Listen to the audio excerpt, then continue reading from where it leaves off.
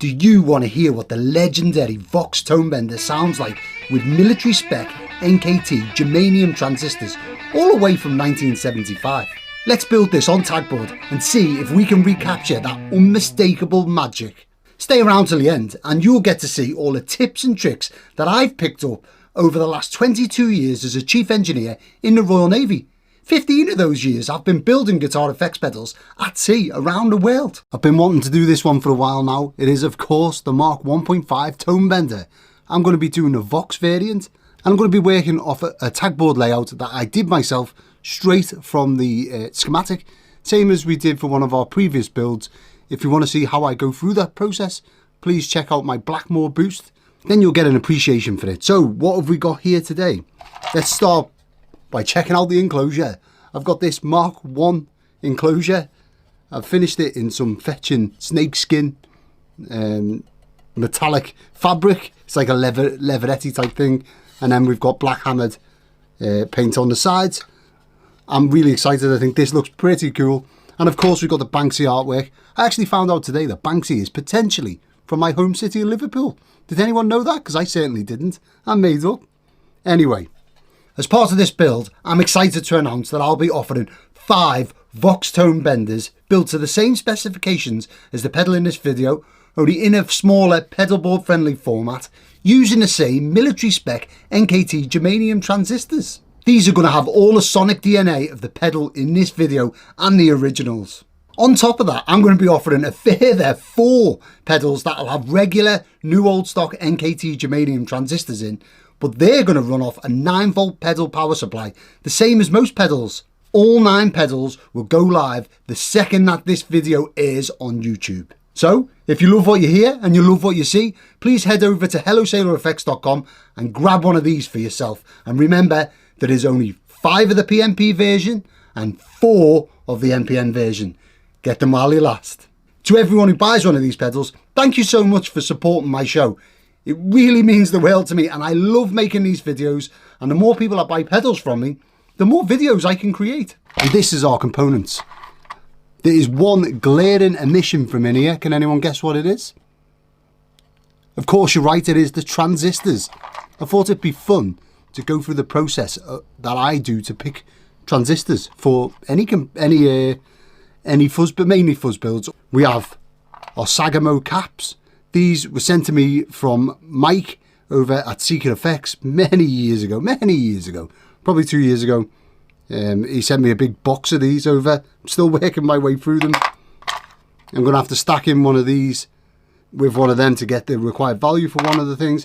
I also dug out this 47k Dale resistor that I think aesthetically matches them. I'm really pleased with that. One deviation from my drawing, which is on the screen now, is that I drew in a bias pot on this one. The originals clearly didn't have a bias pot, and I'm going to add in a trim pot for the bias instead. This is a spectral trim pot. It's an old one. It's 20k if anyone's interested. You could just add the normal, I think it's an 8.5k resistor. Not too sure, we could look that up. But you just add in the normal resistor if you don't want to do this. When it comes to fuzz, it's a widely known fact that transistors make or break the circuit. So I've spared no expense in tracking down these military spec NKT germanium transistors. And let's not forget, ChatGPT tells me that these are the military equivalent of the NKT275. Also, the manufacturing code NTN on the packaging of these transistors says that they are indeed NKT, new market transistors. Let's attack that massive transistor shaped hole in the room. This is one of my random pieces of paper that I work from. As you can see, it's pretty crude. These are all new market, so NKT military spec germanium transistors. So if you buy one from the civilian stock, you get this packaging. New market Suffolk. However, in the military, we tend to get them in packets with this sort of thing on. So you get 10 in a packet, and we do call them valves in the military. I don't know why. It has a NATO stock number, NSN. 99 in the middle there is Navy, funnily enough, or General Purpose and Navy. 037 will be the larger bit of kit, i.e. tank or something, maybe not that wide, maybe engine or something like that. And 2001 is the part number, roughly. And these come from February 1975. Look at that. Love it. So these, I lay them out like this, and I'll test them with my DCA 55, which everyone should have by now. And I'll write down their gain and their leakage. As you can see on these, the gain is roughly around like the 70 to 80 mark on all of them. And their leakage is round about 100 to 300, something like that. And that's right in the range that we want. So for our Q1, I'm looking for something that's 60 to 80 HFE, so gain, and somewhere between 100 to 300 on the leakage. And I've put a little dot next to the one that I've selected for today, which is 70, or 71, sorry, with 171 for its leakage. That's right smack bang in the middle of what we're asking for. So I'll just slot that back in there so I don't lose it. And then for our Q2 position, I'm going to go for this one here, which is 80. Now Q2, you want to have anywhere between 100 to 300 HFE, and you want 150 to 250 maybe on the leakage. This is a little out of spec, as in it's going to be a little bit less gainy, but I wanted to keep it the same type of transistor for this build, and without going to a different style, I wouldn't have been able to do it. These ones are, if anyone's interested, CV7001s. I forget what they relate to, as in what type of NKT transistor they are, or OC transistor. Anyway, I thought that would be interesting. They're the two that I'm going to use for this build. As ever with these builds, we're going to start left to right, and as we can see on our drawing, on the left hand side is a 15 UF cap, so 15 microfarads. One thing I haven't labelled up, and this drawing has wrong, is the earth is going to be coming from the top left hand tag. However, the way that this is going to be wired up, that's actually going to be positive ground. So we want to add the positive half of our cap to this end. As it happens, I'm using this Elmer cap. It is non-polar, so it really doesn't matter which way round I put it on. But I do need to point it out, just in case you're building yours with a polar cap. The positive side goes to the top. So let's give the legs a little bit of a clean, as ever. Well, hey, legs.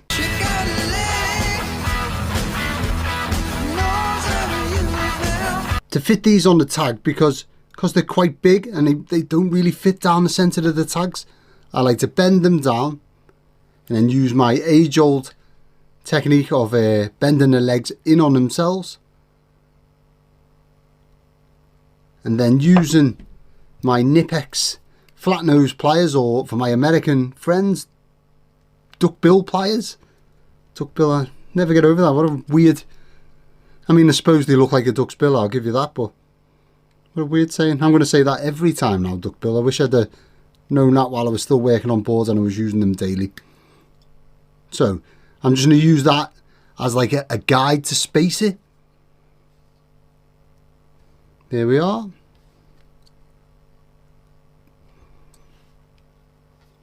And then we have this. And once we've got this shape, we can simply slot it through our tags.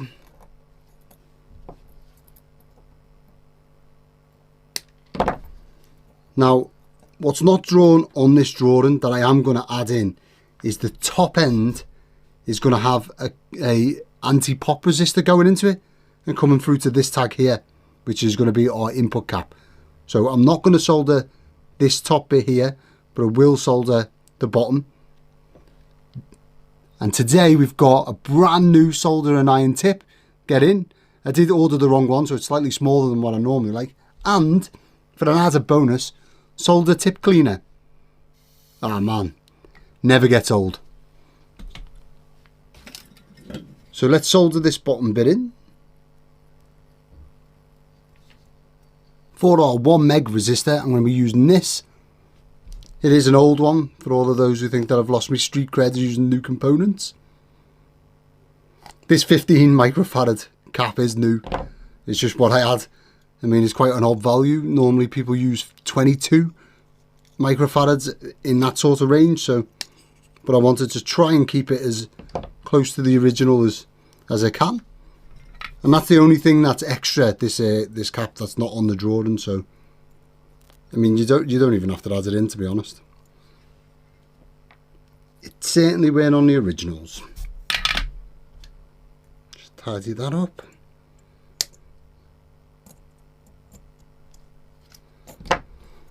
There, now we're going to move on to our input cap. And if we look at our drawing, we can see that that's 150 NF nanofarads. I didn't have a 150 NF cap, but I do have this 100 NF cap and this 50 NF cap. So I'm going to add these two together in parallel, and that'll give us 150 NF. So to join these two caps together in parallel, first thing I'm going to do is make sure that the Sagamo is pointing upmost, even though you should really use the rating of the cap and the voltage rating to point upmost so people know what it is. I feel like the brand name looks better, and I'm all about how it looks. I'm going to bend the legs down, straight down like so. And then I'm going to see if I can fit it. It would be ideal if we could fit that and make it touch these two legs, but that isn't going to happen. So we bend them down in on ourselves, and now we can make it touch. And what the idea here is, I'm going to solder these two caps together, and the smaller brown cap is going to sit underneath the Sagamo, so that way we can see the Sagamo, and that's going to match our 47k resistor, and it's also going to match our other Sagamo cap that we're using for our output. So the pedal's going to look, I think the pedal's going to look pretty good inside. I mean, you may disagree. I do tend to get a lot of people disagreeing with my capacitor choices, which is interesting. I mean, of course, everyone is entitled to an opinion, even if it is the wrong one about caps. By the way, I'm gonna die on this hill. To attach this in, I've just chose any random resistor. I've got a drawer of resistors that I've kind of pulled out to do something with, and then never done that thing with, never used them, and they've just been left loafing basically. I'm gonna snip the leg because the leg here is thicker than the wire gauge that I have for my uncoated wire. I mean, I could buy thicker uncoated wire, but I haven't. And I'm going to do the hook and loop method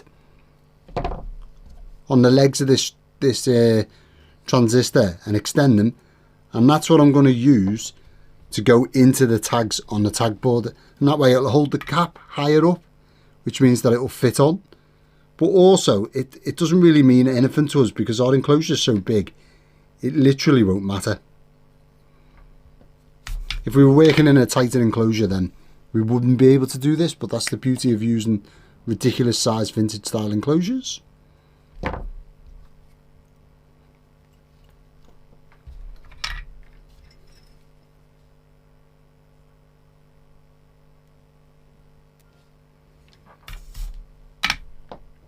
There we are. There. So we kind of made a stacked cap. So this and this will now be added together, as opposed to if we had them going in series, one cap after another like that. That would minus the caps away from each other. So that would be essentially 0 UF with these two. But if we stack them together like this, it doubles them up. I'm just going to bend them legs in slightly and then bend them back out on themselves like so. I don't think I've done that enough actually. They need to come right in because the tags are quite close together. These are really, really, really big caps for the space that I'm putting them in. I realise a lot of people think that's ridiculous, but I love it. Now, one thing to note, usually you would have the negative half of this pointing out of the circuit. I mean, these caps aren't polar, right? But the line on them tells you whether you've got the inside or outside foil. I don't know which one is which. However, I do know that the side that is marked on these old caps usually is the same as a negative, and it will point outboard on something like a fuzz face, like away from the transistor. However, this is a positive ground circuit, so I'm going to flip that round 180 degrees and put it in this way.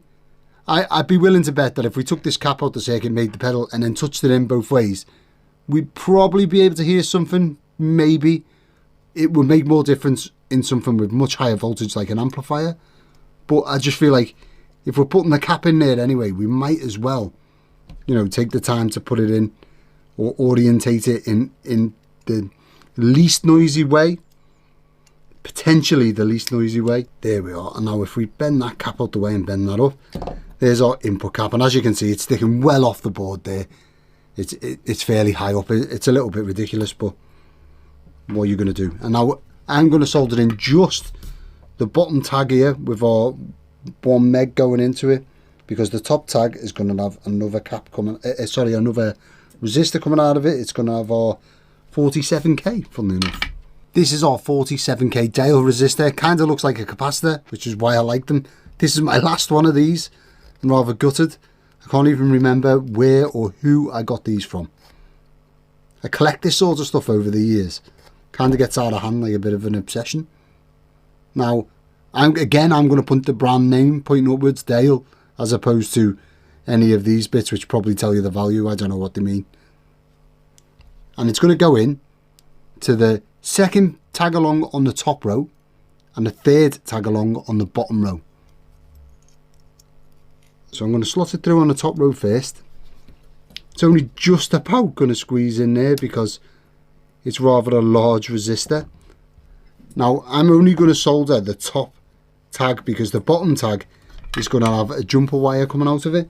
I mean, we could mount that jumper wire under the board, but after the Timmy build where they messed up the underboard wiring, I'm not going to. I'm going to wire it on the top of the board. Can't believe I did that. What the video didn't show was a serious appreciation of how much faffing about I did trying to figure out what was wrong with that pedal, when all along it was like my wiring was wrong. So the next thing to add in is a jumper wire coming from our 47k this end and over to the last tag in the top row. I'm actually going to find some heat shrink and give that a cover in heat shrink, and then that way it's not going to in fact, is it actually? No, I'm not. It's not going to go near anything. Scratch that. Normally on a fuzz face build, I'll cover this little connection in, because a fuzz face obviously, or not obviously, but a fuzz face is the same topology as a Tone Bender Mark 1.5 or the Vox Tone Bender. It's ever so slightly nuanced, but the topology is completely the same. So, but on a fuzz face, because I've got two bias pots on there, you kind of have to shield this, otherwise it gets in the way of them bias pots. Next up is one of our new to me but vintage resistors, a 10k, and that's going from the third tag along on the top row to the fourth tag along on the bottom row. Slot it in there, and I don't believe there's anything else going into this. See, there is, if you look on the bottom row there on our drawing, we can see there's a 1k going in there, but I'm going to add that to these two center holes, so I can just solder this 10k straight in both ends.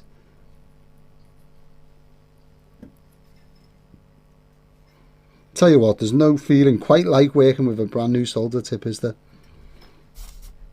Lovely. Now I'm just going to tidy that up. And there's our 10k resistor now in. Next up we have our, well, let's get our drawing up and we'll see that there's a bias pot and a 4.7k resistor to make 15k, and that's because the value is normally about 8k I think.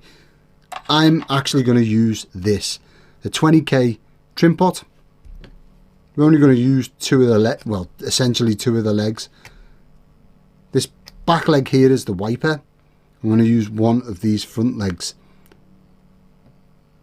So to do this, what I'm going to do is use the hook and loop method to go round this center wiper, and then I'm going to run the wire past this other lug here and join them two together. And then that way I can do a hook and loop method on this one remaining leg, and that makes us a variable resistor. So we're not using both of the like a normal pot. We're not using the three connections, we're only using two. by joining these two together.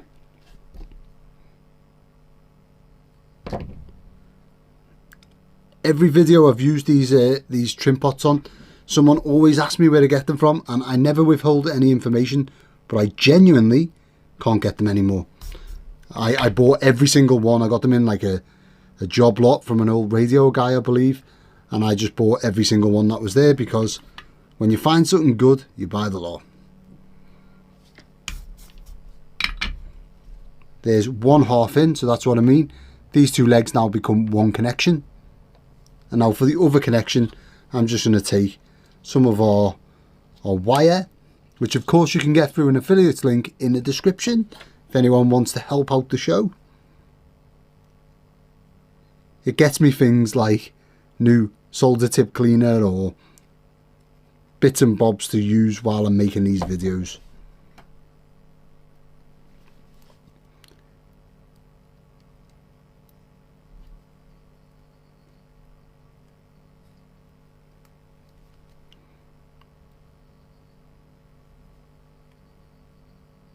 I'd be interested to know if anyone's planning on doing this one. So I've been thinking about doing a Mark 1 tone bender for the longest time, and then we spoke to Aaron from Dominion Electric on our last podcast, and he's just released a tone bender Mark 1.5. It looks amazing. It truly does, and I know that he will have dove so deep into this circuit that you definitely won't find a better one. So I'll probably go and buy one from him rather than make one yourself. But if someone's going to make it, I'd love to know. I'd love to know how you get on, what transistors you use, what mods, if any. And if you've done it on Tagboard with ridiculous sized components, that is bonus brownie points, I think. So now I've got the two legs through the tags that they need to go through. What I'm going to do is now just manipulate it any way I can to try and keep it out of the way of that that link wire that we put in before. And I think that's going to be it. So I'll solder one end, which will be this end.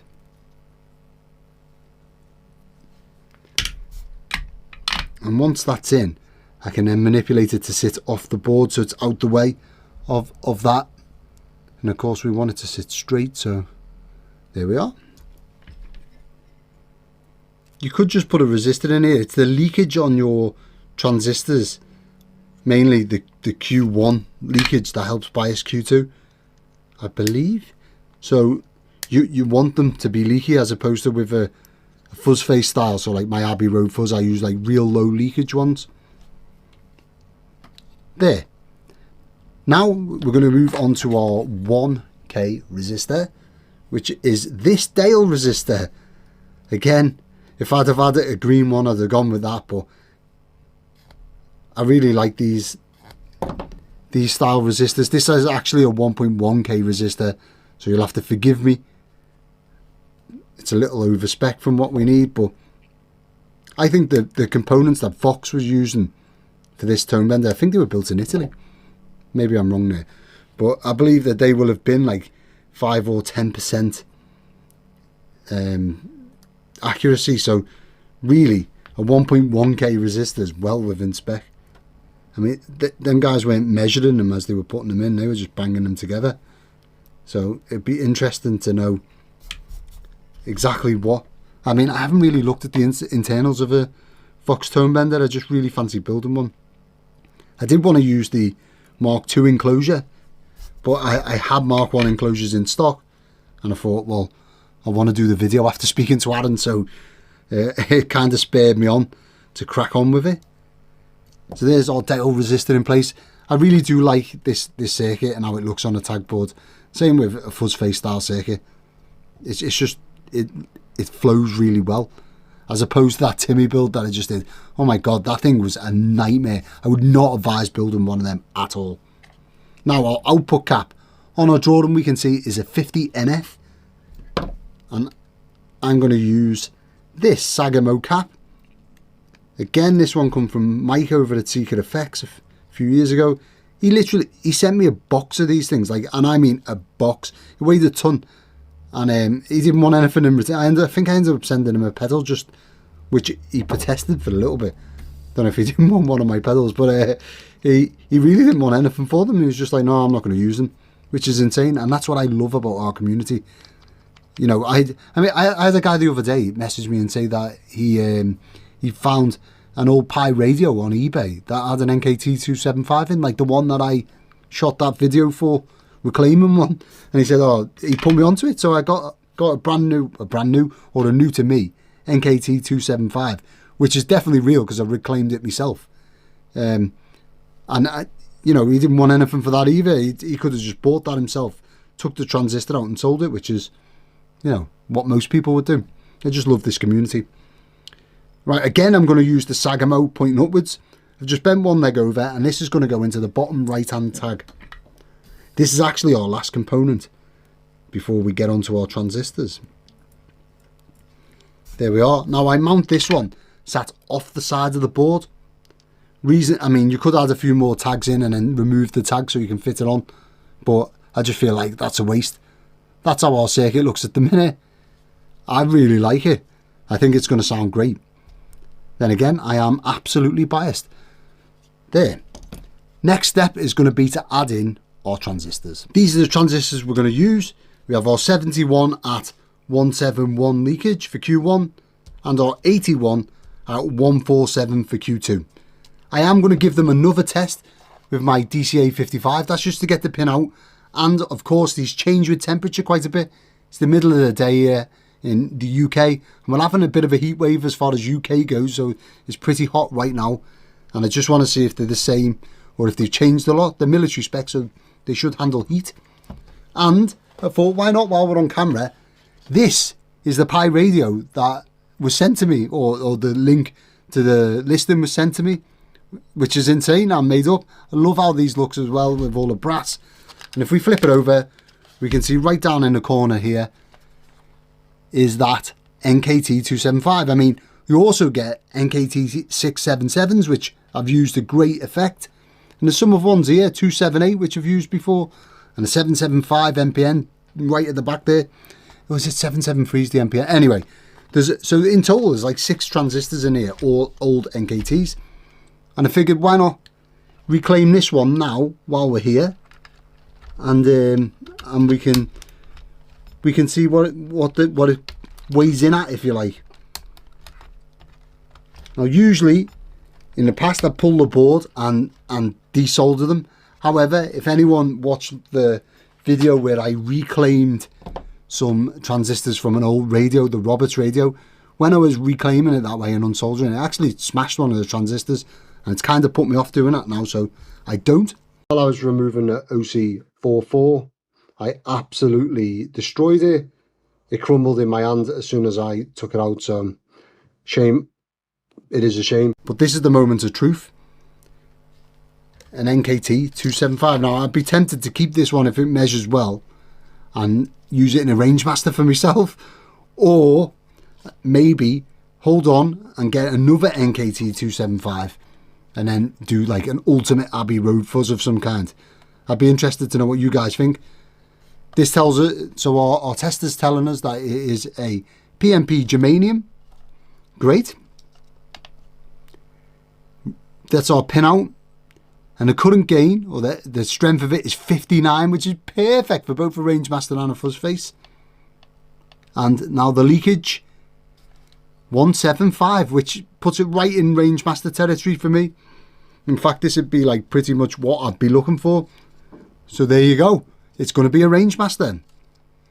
I'd be interested to know whether you guys would hold on and maybe try and use this in a, well, we could probably use it in something like we're building right now, actually. But what would you use this NKT275 for? Now, onto our actual transistors. So I'm going to start with Q1.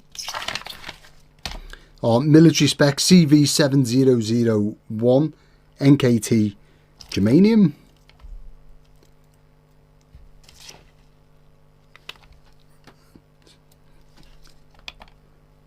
Analysing. I mean, I think this is going to come in pretty close to that 275, I believe. So it's 68 on the current gain, whereas before when I measured it was 71. and that's just a temperature thing, I would imagine. And I've got 126, so it's got much less leakage now than it did before, but that'll fluctuate. And our pinout goes, emitter is red, which is this one, base is green, and blue is the collector. So I want to flip that over. So the collector's in the center, and it goes into our pedal this way round. I'm just going to situate it in there, like so, just so then I don't lose the pin, the pin out of it. You know, if you put it to one side and then come back to it, you might put it in the wrong way. I'm not down for taking that risk. And then we'll solder it in. Really awkward stretching round to not get in the way of the camera there. Great. And then that one's not going anywhere. And we can move on to our Q2, which is going to be this one over here. It was 81 at 147. But judging by that last transistor, I imagine that will change. It's a funny thing, if you watch any pedal builder testing old germaniums, everyone always does the same thing, and you try not to touch the transistor, just in case that little bit of body heat is going to like change how it reacts. It barely ever does, but there you go. And this is coming in at 78, so it's dropped a little bit, same as our last one, and I'd imagine it has less leakage now. 104, so it's right on the hairy edge of being usable for what we want, because we want a bit of leakage in this circuit. But I am going to use it just because I chose it. So the red is the collector, the green is the emitter, which is this side, and the blue is the base. Now, the pinout for this, if we get our drawing up, is base, collector, emitter on this side. So what we have to do is swap over our center legs and the red leg, the emitter. We have to swap them two over. Sorry, the collector, not the emitter. The emitter doesn't get swapped over, just to be clear. And then we get that sort of shape. What I am going to do is add a little bit of heat shrink. No, not heat shrink. A component leg. A heat shrink. A little bit of discarded wire sheathing, just to cover this, so then the two don't meet. And to know how much I'm going to use, so then these are the same length, I am just going to measure it up against the transistor that we've already fitted, because then if I cut approximately that, it should be the right length, because they'll be sat next to each other. Now, the really good pedal builders like Pig Dog or David Main, Dam, or any of them will no doubt sheave all of the legs, but I'm super lazy, and I'm not going to say this all the time, and just do the one. And as per our drawing, the base of this transistor goes in the same tag as the collector of our other transistor of Q1. While these are lying down side by side, you can get them to the same length and sort of sit the same, and that way when you bend them round, i.e. if anyone's ever seen inside a fuzz enclosure with long transistor legs where the transistor like bent over, they should bend over at the same angle and be the same width apart and stuff like that, which is always nice. Should really start color coding the legs and stuff. That it would have been nice to have some green heat shrink maybe to go along with our Sagamo caps. Never been one for colour coding the parts on the inside, but why not? I'll give it a go today.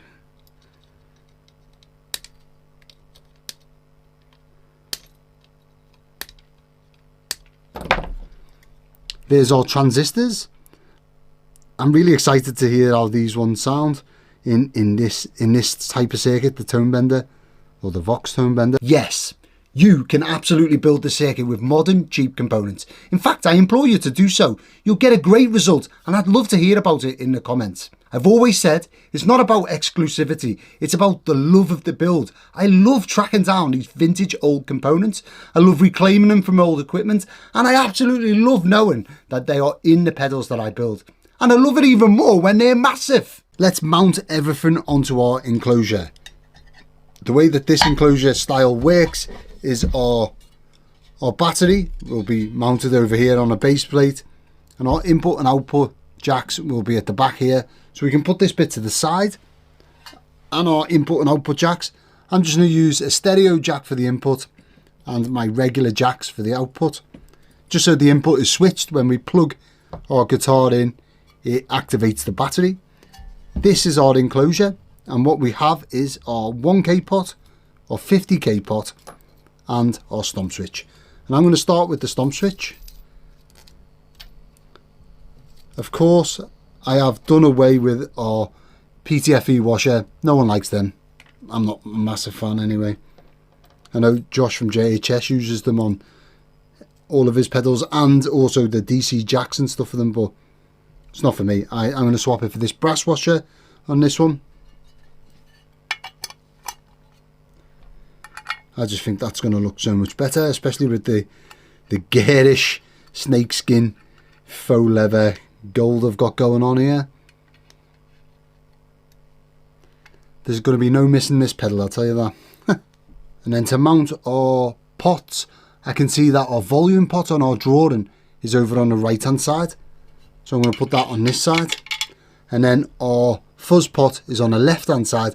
So I'm going to put it on this side, just so then when I'm drawing this out, I don't get confused and put it in the wrong way round. I've been known to do that before. And our circuit itself looks like it's going to fit nicely just there. I mean, I know this is a massive enclosure, but really there isn't that much room when you think about it between the stomp switch and the controls to actually get our circuit in there. Here's our enclosure ready to go with all the parts in. This is what it looks like on top. I really liking the gold ring on the stomp switch. Now let's get wiring this bad boy up. So of course our input and output wires are not going to be here, because from here, because they're obviously going to go to the other part of the enclosure. I'll do that last. I'm just going to start left to right wiring everything up. Now this connection here should be going to earth, which I'm also going to leave blank, because that's going to have to travel down to the 9V DC jack, so I can't do that. But what we can do is add in our fuzz pot wiring. That seems like a good place to start, which is bottom left. And our first tag on the bottom goes to the wiper of our fuzz pot.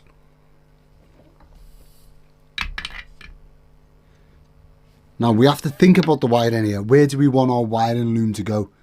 For me, I'm going to run the wiring loom down this side and to all the components, and then I'm probably going to add some sort of link over here somewhere where they're going to go off and attach to the 9V jack and our DC connections. Usually what I like to do is add something like a like another tag board in with some more tags, and that'll give you some space for bits to go off and to the various places. But we'll cross that bridge when we come to it. Maybe I'll add it up here actually, there's lots of space, and then we can have a connection for like the input, the output, you know, 9V and what have you, can all come off this. But I'll worry about that later on.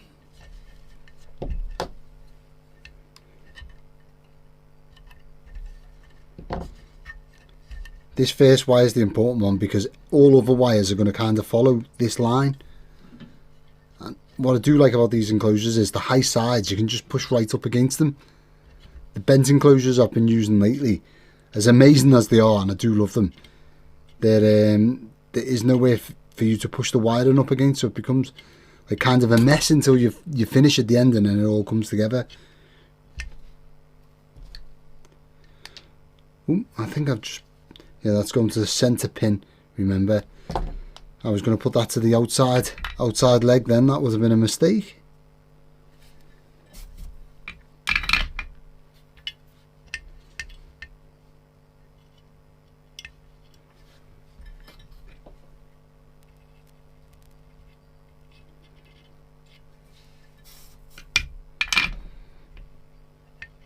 Right, now that's in, we can just manipulate the wire around so it sits in the area that we want it to sit. Great. The next tag along is going to be our input, which I'm going to use a solid wire going straight from the tag straight up here, so I'm not going to put that in yet. And then the next tag along after that, if we look at our drawing, we can see the bottom of our 47K goes to the first tag or the first pin on our fuzz pot. So that's a nice easy one. We're just going to follow the same line. I'm going to go ahead and add that wire now. That wire is now in place. Can anyone tell me what I forgot? The second I started soldering, what did I forget? Of course, I forgot to tape up my damn foot switch. I say this all the time and I do always forget it. If you don't add tape to the top of your foot switch, what happens is the crud off the top of your desk marks the top of the switch, and I can see this one starting to get marked now. And then you have to get some iso alcohol and rub it down and what have you. It's just easier if you tape it off first to stop that from happening. I can't believe I fell into it again. Right, now that that's in, I'm going to use some solid core wire just to go straight from our input to the input of our 3-pole double throw switch, which is this forward left hand side, from my view, left hand side tag. There's no real reason of using the solid core wire over something like a normal wire. I just feel like it ties them together physically as opposed to being a flexible connection, but I don't suppose it makes that much structural difference. Well, this is going to be an awkward one to get in with the camera in the way. How's that?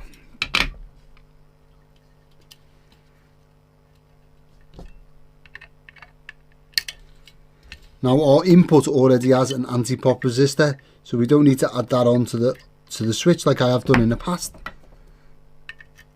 I think the last time I showed that in a video it was wired to the switch, but we fitted it to our circuit this time. So next pin along, or next tag along here, is our dial resistor, where that comes in. That's actually going to be our negative side of our battery going into this side. It's going to be positive ground, remember.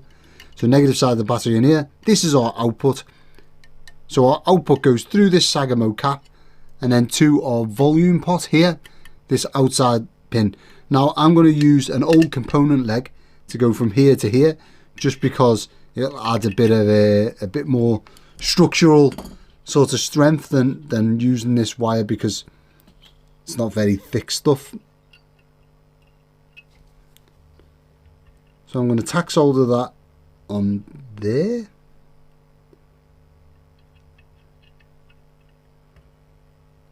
No, I'm not, because that's just going to come off the second that I try and resolder it, isn't it? That was silly.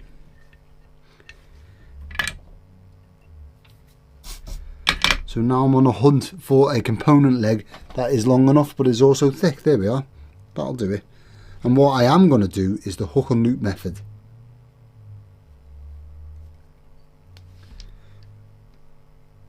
Now the end of this isn't as long as I'd like. If this was a bit longer, this cap, it would have just slotted straight in. It would have been perfect. And I could of course use a different cap, but I wanted to use the same as our input. It kind of soothes me that they are both the same.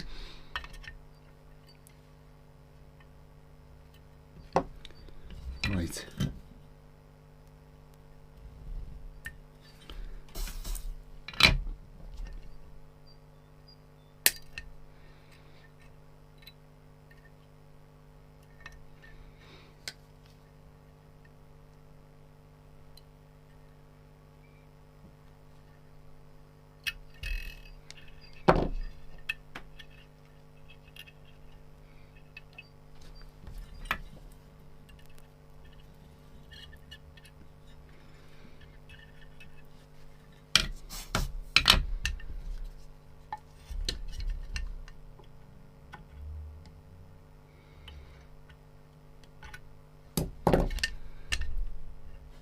There's our output from our circuit wired up to the switch.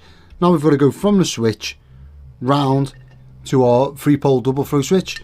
I'm not going to go the shortest route, which is this way, and I do see a lot of builders making it look symmetrical and going this way, but it adds in another wiring run and I absolutely hate that. So what I'm going to do is I'm going to go straight across this little gap here and run round. Rightly or wrongly, that's just the way that my brain prefers it. I say it all the time, but even beginners, when you're starting to dial in how you build pedals, how you wire up and the route you take kind of informs some of your other building choices, and it becomes like a signature. Like I can tell, like someone like Marcus Reeves, I mean, obviously, apart from the obvious that he doesn't use a Tagboard or any circuit board whatsoever in a lot of his builds, even in his PCB builds, I can tell that it's him from his wiring. And it's probably worth making sure that you develop your own style and something that's memorable. You don't want to copy everyone else. He says making a circuit that was designed in the 60s and clearly copying it. Can anyone say hypocrite? Right, I'm going to come round the back and do my ponytail thing again. It's going to be like that. It's pretty much how I like to do it.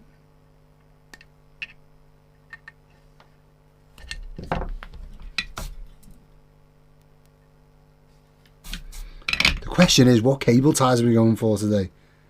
I think I'm going to go with green, but I don't know how many green ones I've got left. And there's because we've got lots of real estate in this enclosure. It's got to go to another half of the enclosure. I'm going to use an absolute mountain of cable ties, so don't know if I've got enough to do green. Here's both halves of our pedal together. I've got the jacks mounted in this side. One issue I have got is I haven't got the mount for my PP3, my 9-volt battery. So the lid has been removed off this, the battery cover. What I am going to do is I'm going to use one of these RS battery snaps that I usually use for my Abbey Road fuzzers. I'm going to run the wires through the hole there and to our Tagboard here, which is now in place, as if this is the holder. And then when the holder comes, I'll just snip these wires and attach them to the holder rather than messing about waiting to finish this video. I can't stand that. I want to get it done. I want to hear how it sounds. Now, as far as the Tagboard goes, I've mounted this in here mainly because it looks good, and I think why not? And it aids with wiring now. But also, if someone was to take this pedal apart and maybe drop half of it, drop this off, and it pulls or whatever, you're not pulling the circuit. You're not doing anything over here. All the strain will be taken up by this. And if there's any damage, it's just 4 wires. It's easy to fix. So that's my thinking behind that. Now, first up, for wiring this up, we need to add in our input and output, which are going to come from these pins here to here, and then our 9-volt, negative 9 volts, and our positive ground are both going to go to here. So it's just deciding where we're going to put everything. And I'm going to start with the positive ground, and I'm going to go from this first pin here, or this first tag here on the left, is going to be our positive ground. So what's going to run to that? We've got our ground from our circuit, which is the pin here. I'm not doing very well at showing you that off camera, am I? So top row, furthest left tag, that tag there. And all I'm going to do is just follow the crease in the enclosure with my wire, follow my wiring loop round, and go in and follow it right the way around, and then go in here. Also, we've got pin 1 on our volume pot. That's going to go straight to ground. So I'll follow this wire here, following the same wiring loop, and then into that pin, into this tag this side. I need to stop calling them pins instead of tags. I don't know why I do that. So into that tag here. Now also our 1K fuzz pod. Now there is an addition here that I didn't mention before, but there's an 820 ohm resistor coming from our fuzz pot to earth, or to ground, or in this case to the positive voltage, because it's positive ground circuit. Now, I'm not too sure why they did this in the original, maybe to give more gain to the circuit because 1K wasn't enough. Not too sure, but I've got these. These are Resolute resistors. This particular one is 768 ohms, so it's not quite our 820 ohms, which strictly speaking isn't correct, but in all fairness, as I say, with the tolerances of resistors back then and the ones that were probably used and the pedals that are still about today, I think this is probably going to be quite accurate. as in the fact that it's accurate, that it's inaccurate. If that makes sense. God, if this was a bit of Navy equipment, I wouldn't even think about this. I'd just bang it in. So this is a high precision resistor, and that's going to go from this, from tag 1 on our fuzz pot to ground as well. And then after that, we can run our ground from here right the way round and to the 2 grounds on our DC jacks. So there's all of our negative or positive ground wired in. We've got our 760 something, is it what? 768 ohm resistor attached. We've got the pin 1 coming from our fuzz pot, and also from our circuit here from the emitter of Q1, all going to ground, whatever you want to call it. And then coming out of the back of this tag, it's going through to our input and output jacks, just a regular ground spot. Now the way that this input jack works is our ground here is going to go to the switched part of the jack. So it will be this arm here, if you like. And that means that when the pedal is plugged in, it attaches it so the live, it will be ground, but it will be our live wire, because obviously this is positive ground. The live wire will go to the switch bit, and then when the pedal's plugged in, it'll attach the live to our ground here, which means that we'll have power. And I'm just, as I said before, I'm just hanging this out the side for now. When I actually get the PP3 mount, it'll go on the hatch. Hatch? Ha! We're not on board the ship now, are we? Not on the hatch, on the door here, the little panel. It'll go on there, and I'll just snip this off and put it on. This, which is our regular negative wire, that's what we're going to wire in next. That's going to follow this wiring loom round, and it's going to go to this tag right here at the back. And then coming from this tag, we're going to send a wire round our wiring loom, round the back of this switch. In fact, no, I'm not. I'm going to go through the center here, and it's going to come to the left-hand side of this dial switch, this dial resistor. And that would be where our positive lead normally goes in an NPN, but because this is PNP, it's our negative lead. That'll go in right there. There's our black wire now wired in, which is our negative, which is also the positive in this circuit. Gets confusing, doesn't it? But anyway, stick with me. The negative, it comes round, attaches straight into this tag here, and then comes out of this tag, round the back, and meets our dial resistor. The last 2 things to wire up on this part of the board is our input and output. Now, one thing I will note, using this style enclosure, if you're going to use a Mark 1 enclosure, every time I build a pedal, the enclosure is upside down. So you have the input on the left and the output on the right, because the pedal's upside down. The amount of times that I've wired these up wrong, because actually this part of the circuit, or this part of the pedal, is not upside down. It's actually the right way up. So remember that the input is actually on the right hand side, the same as it would be on every pedal that you look at. And I can't tell you how many times that I've put them the wrong way. Anyway, I'm going to go ahead and wire them up now. They come from this pin here for the input, which will attach here and then go to the back pin here. This is the output, and that's going to go to here. It's going to come out of there and attach in down here. There's our input and output wires wired from our 3-pole double throw switch to our 2 connections here on our tagboard, and then over onto our 2 input and output jacks. This will all be tidied up in a second when I get my 7 billion cable ties or zip ties for my American friends out. They won't be all flying around like this, which is really annoying me at the minute. The one thing I haven't put in that I need to put in right now, as ever, is the little link that goes from this pin here to this pin here, because our signal will come into our switch here, and the switch is either switched this way when the pedal's on and it connects to the circuit, the output here connects to the output of the circuit, or it's switched here to these 2 pins, and this little link joins them together, which gives us our clean, unaffected signal back out the pedal. And that's how that works. But I do tend to forget this thing. Apart from nowadays when I've been filming, I remind myself by saying I always forget it. So it's kind of allowed me to forget it less. We used to have this thing in the Navy that when you teach people, you consolidate the knowledge you have, which means that you get something from the teaching as well. The process, we used to call it train your own relief, with the idea being that you teach someone else to do the job that you're doing or to have the knowledge that you've got, and then you don't have to do as much of it, which is train your own relief. And of course, when you get known as a teacher or an instructor, we call it in the Navy, and you build that skill set, you do less and less, but you also learn your job more and more, which is why I would say that I was on Type 23 frigates certainly knowledgeable, because I really enjoyed the instructional side of it. And that's why I like making these videos. I absolutely love like teaching or instructing all of this stuff.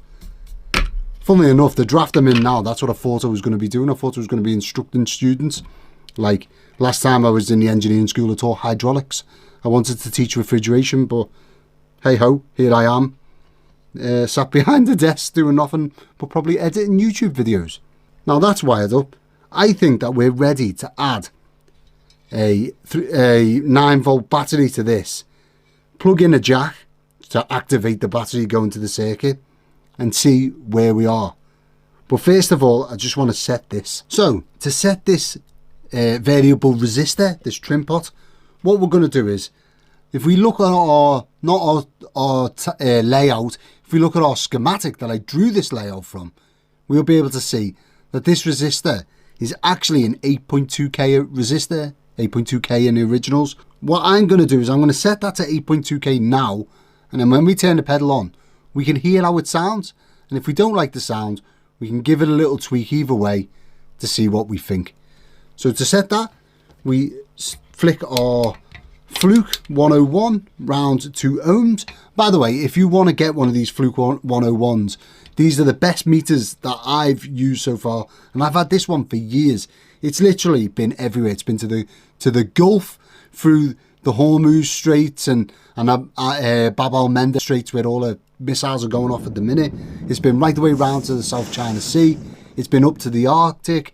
It's been to Canada. It's been everywhere, and it's still going strong, which is amazing. But if you want one of these, please buy it through the link in the description. I get a small kickback from Amazon. There's no extra charge to yourself, but it does help me buy more stuff for the show. Of course for the show, because I spend all my money on guitar. What can I say? I love it. Anyway, if we flick that round to ohms and put our, it doesn't matter which side we put our leads to. We put one lead on the top tag, second from the end, and another lead on the bottom tag. We can see that our resistor is set to, if I can get it on, well done Joe, is set to 2.9 ohms. Now that's no doubt because it's wound all the way round to one side. So I'm just going to adjust that with my screwdriver. Look at that, there's me bending the tag out of place, bending the thing out of place. Some of these old ones can be a little bit stiff. I'll give it an adjust and see where we are. So now we're at 13k, which is way too much. So I'm going to take it a little bit back.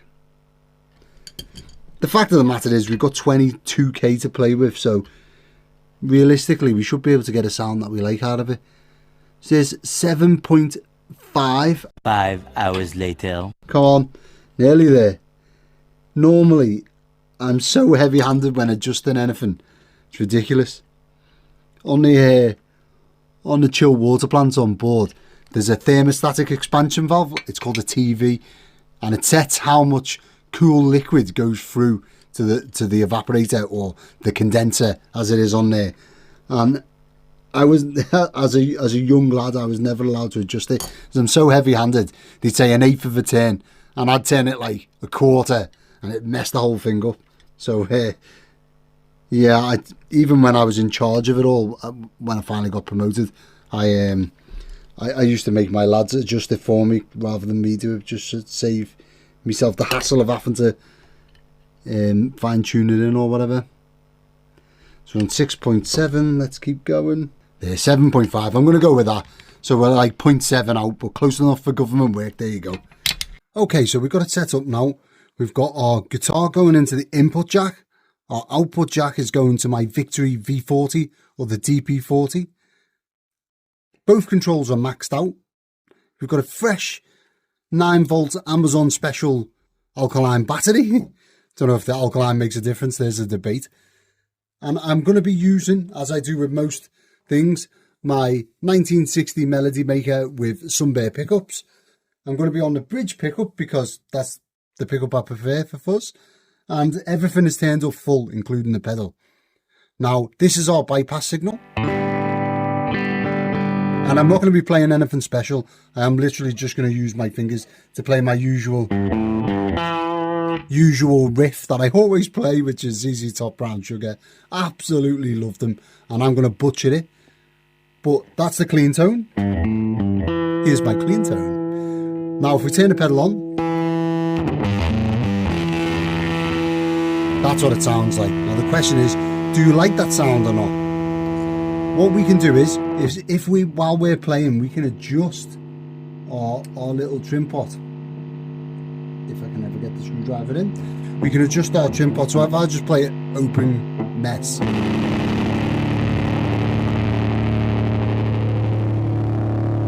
that's it going fully one way. It's a bit more fuzz facey, I think, than the way it was. Does it clean up? Does clean up a little bit better.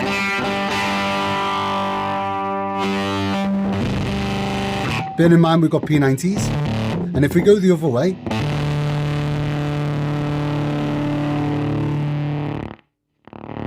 it like gates out, but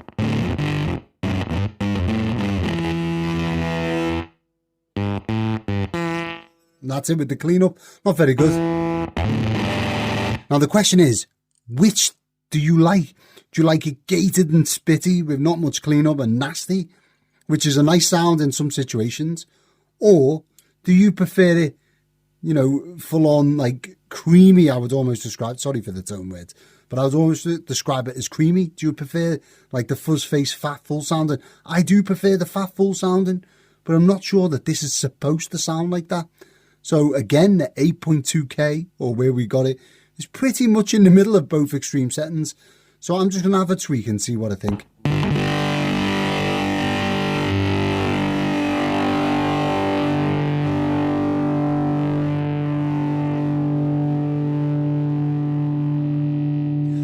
So what you can hear there is, let's click it off a sec, get rid of the noise.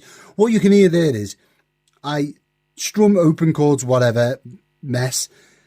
As I'm dialing, I can hear the point on the dial, like on the trim pot. There's one particular point where it jumps from being really spitty to really creamy. And what I'm trying to do is I'm trying to set it right at that point.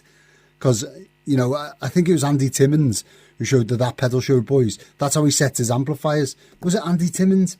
No, I don't think it was. I'm telling a fib there. Anyway, I can't remember who it was. But someone, I'm sure one of you will be able to say in the comments. So showed them how to set it. Do you know what? I can picture the guy's name now. He played a Blue Strat originally, and a 2-rock amp. He's got a signature 2-rock amp. Anyway, so you strum a chord and try and get it to that point where it's like almost spitty and almost smooth.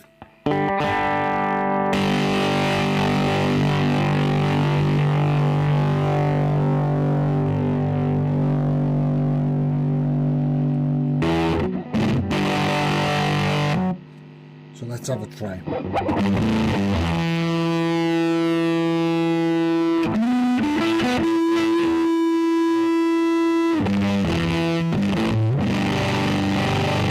Now I actually think that might be too far to the smooth side.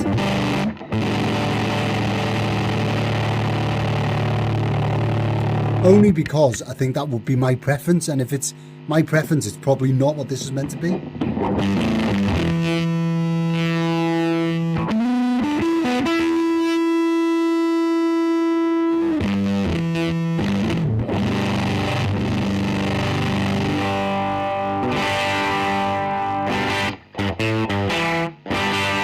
So now we're actually getting good cleanup. Right, okay, I think I'm happy with that there. It's right in the middle of good cleanup, not good cleanup, and creamy sustain, not creamy sustain. If I was going to build this for myself, I'd probably go the opposite way and try and get the great cleanup, smooth sustain. But the joy of making custom pedals is You can set it however you like. I'm just trying to capture the essence of the Vox Tone Bender specifically, rather than what my own preferences are. I mean, if I was aiming for my preferences, I'd probably add in a double pole, double throw switch, an on switch, and have a really trebly setting, a really bassy setting, and then somewhere in the middle. So we'd be probably talking 10 NF, then a 22 NF stacked on top of that to give us 32 NF in the mid position, and then the bassy position, I'd probably go 470 NF, not quite as heavy as this, but this sounds pretty good to my ears. What do you think? I'm going to box it all up. Well, actually, first, that's an absolute lie. I'm going to add in the cable ties. Then we'll talk about the boxing up and stuff. There's our 7,000 cable ties now added. Of course, I've went with grey and not any colour that I've used before, just because I'm running out. I do need to invest in some more coloured cable ties. So now we're just going to add this together. And it slides in like... In fact, it'd be better if I pull it out and slide it in. Look at that. Like so. And then we've got these 4 screws on the side that hold it in. Of course, I'm using the weir screwdrivers.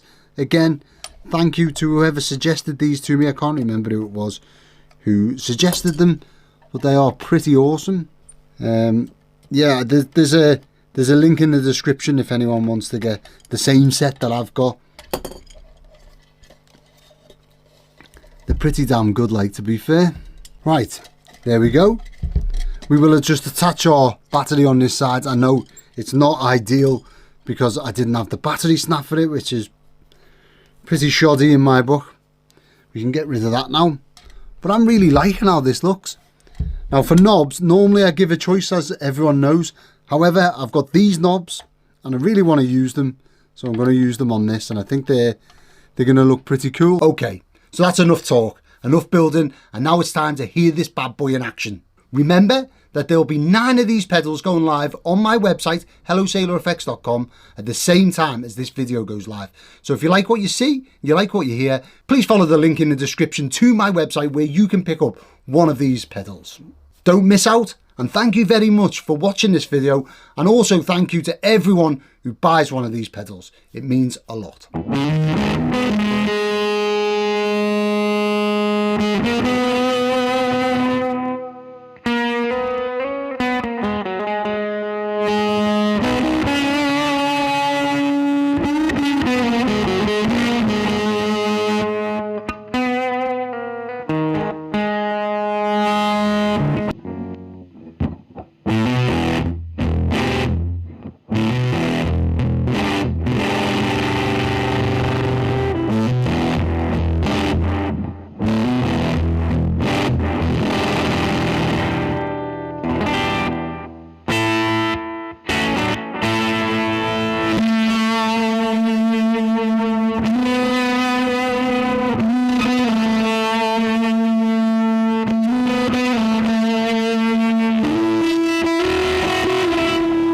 So we've heard what this pedal sounds like, but what about the PMP production version and the NPM production version? Let's pit them two against each other.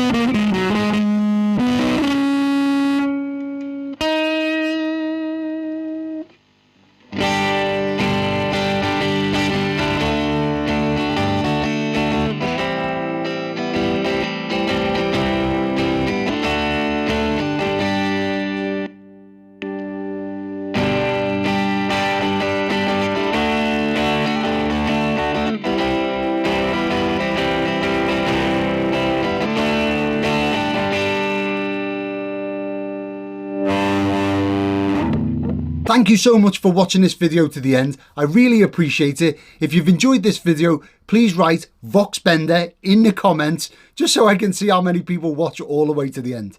If you did enjoy this video, you're going to love this video, where I show you how to build one of my Abbey Road fuzz pedals.